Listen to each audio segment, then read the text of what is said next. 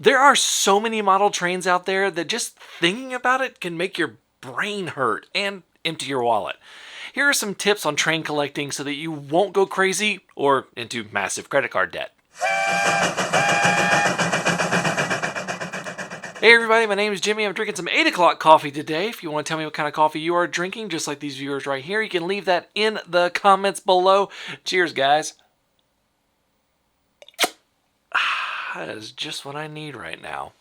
Okay, collecting model trains. The first thing to do when starting to collect trains is to figure out what you want and what you like at that time. Now, this is obviously going to change as you go further into the hobby, but figure out what you want at that time. For instance, I have decided that over the next year or two, I'm going to collect some passenger train sets. And I'm going to start with my personal favorite that I have a poster of right here in my hobby room, the 20th Century Limited. Yeah, I have some expensive taste and I'm not going to be able to hold on to a lot of money in this situation. But I also plan to buy several other sets, including Amtrak, the Zephyr, and several more. Now, this is going to be expensive, like really expensive. Maybe I should re-examine this. But it leads me into my next point, budgeting. This is probably the hardest part for model railroaders because we're all like, I want that. I want that. Ooh, I want that. If we were asked to, I know that we could all drop $10,000 on trains easy. Babe, if you're watching, no, I am not doing that. So how do I plan for the expensive items? I budget for them. The easiest way to budget for your model railroad collection is to simply make a list of what you want and go down that list, saving and then buying. I know that's not what some of you want to hear, but model train collecting ain't cheap. Just ask all the Lionel guys out there. Those things can get really pricey. If you are wanting to collect, try to stay out of debt. This is good advice for most things that are not essentials in your life.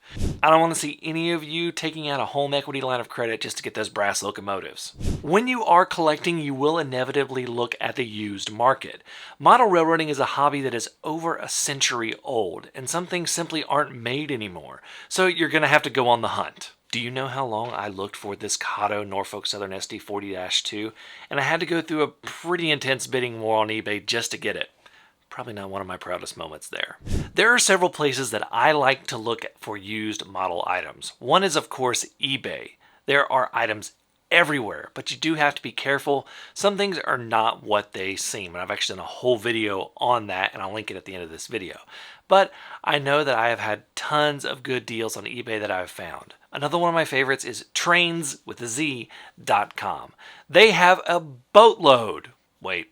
A trainload of used items. See what I did there? Their inventory is curated and tested so you know exactly what you're getting into. This is not a paid promotion, I just really like them.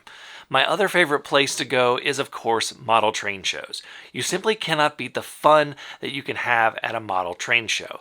Look, you get to check out cool model trains and get some pretty good deals. Now, I have a whole tips and tricks video on getting the most out of model train shows that I'll also link at the end of this video. Train collecting is a great way to further yourself in the hobby after you've built a model railroad. And with proper planning, it can be a lifelong adventure.